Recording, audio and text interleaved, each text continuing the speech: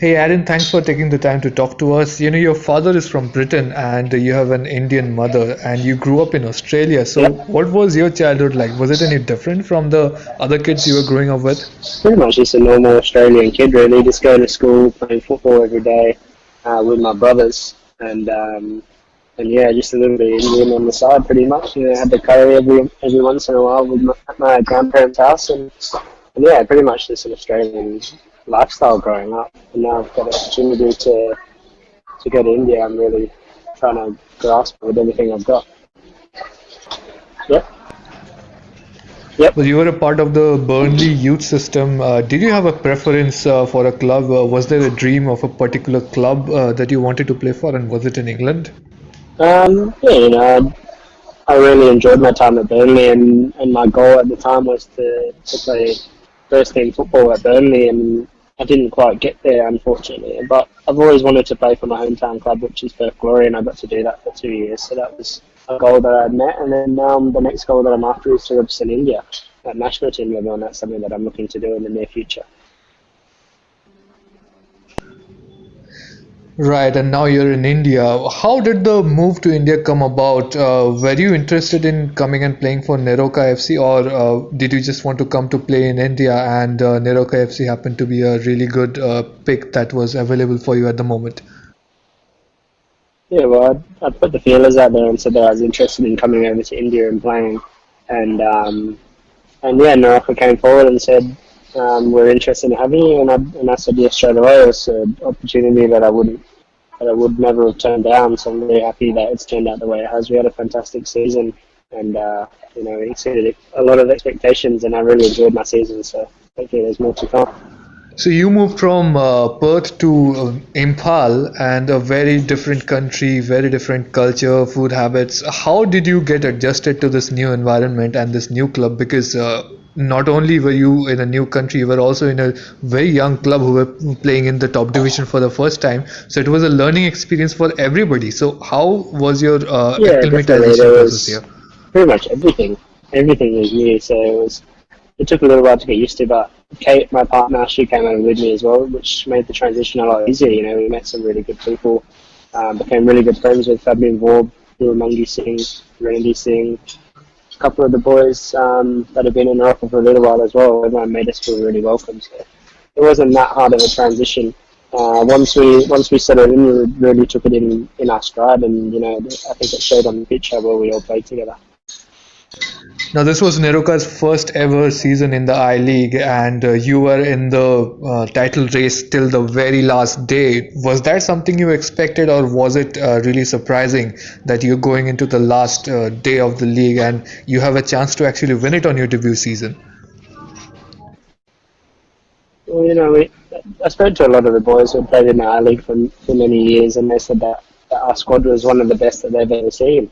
So on one end of the spectrum, we set a goal that we wanted to be in top four, and then halfway through the season, we're doing really, really well, and we thought, why not? We gave it everything we could. A couple of results didn't go our way, but that's football, and we're happy with where we finished second.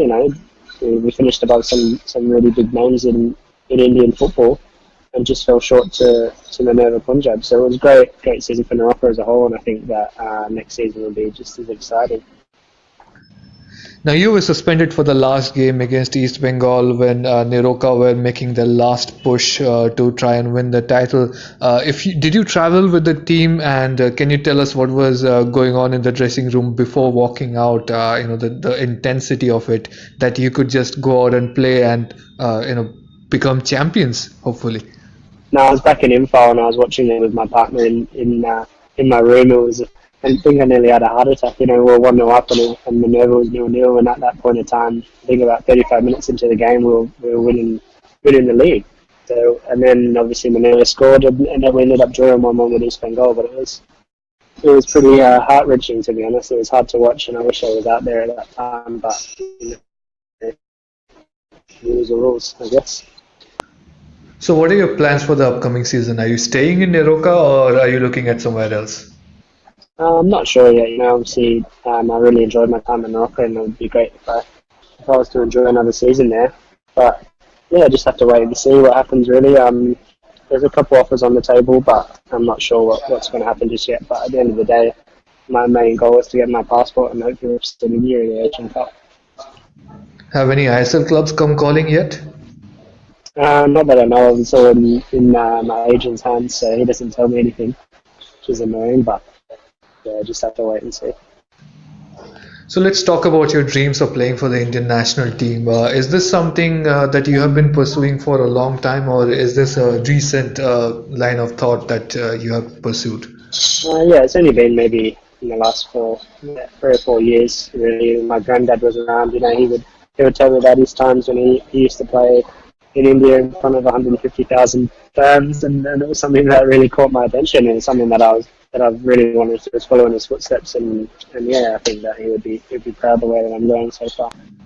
Who did your grandfather play for? He played for Tata Sports in Maharashtra and West Indian Football Association. This process of obtaining an Indian passport, it's in a bureaucratic way, it's a pretty hard process. They don't make it easy for anybody, and usually the process takes well over 2-3 years. What's the approach that you are taking? Have you found a way? It's very it was hard to put a percentage on it, to be honest. We're speaking to some lawyers. My management team is speaking to some lawyers about the best possible avenue to go down, so we can get the passport as soon as possible. It's just a bit of a tricky situation, but we just have to keep waiting. It's a little bit of a waiting game, but hopefully we can get it done as soon as possible. So far, how has the process been? Is it looking encouraging? Are you making some headway? And do you think it's possible to happen before the Indian team plays in the Asian Cup? Yes, definitely. It's something that we've definitely looked into. We've spoken to Arata a couple of times as well, and yeah, we're in quite a similar situation, to be honest. But hopefully there's something that we can do to hopefully speed the process up a little bit. But it's out of our hands at the moment, and really it's down to the Indian government. The national team coach Stephen Constantine has been quite vocal in the past couple of years about the potential benefits of allowing persons of Indian origin to change their nationality probably and play for the Indian national team. Have you spoken to him? Have you met him and spoken about this subject? I'm pretty sure my agent spoke to him, but I can't say yes or no whether I haven't spoken directly with him. Maybe it's something that I should think about doing, but yeah, hopefully he's been watching some of my games, but we just have to wait and see. Somebody who has done this in the recent past is Arata Izumi, and the process took about 3-4 years for him. Tanvi Hans is another name in Indian football. She's been here just over a couple of years, I think. She's still waiting for her passport to come through.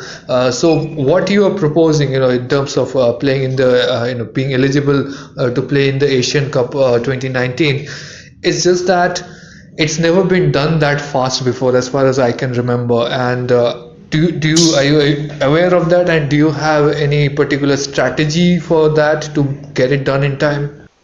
Yeah, well, that's why it's a little bit of a tricky situation. It's something that hasn't really happened before. So maybe we're hoping for the best, but we just have to wait and see. Really, you have to be in the country for a minimum of 12 months.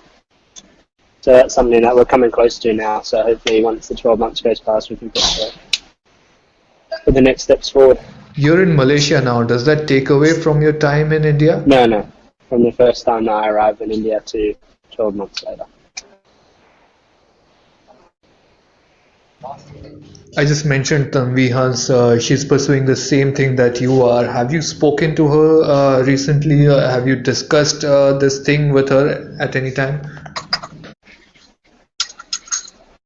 No, I haven't, to be honest. It's all like I've left that side of the passport situation down to my management team, and just so I can concentrate on the football side of things, to be honest. Because obviously it's very tricky situation, and there's a lot of paperwork and stuff to go along with it, so that's why I've got the management team to sort out all that side of it.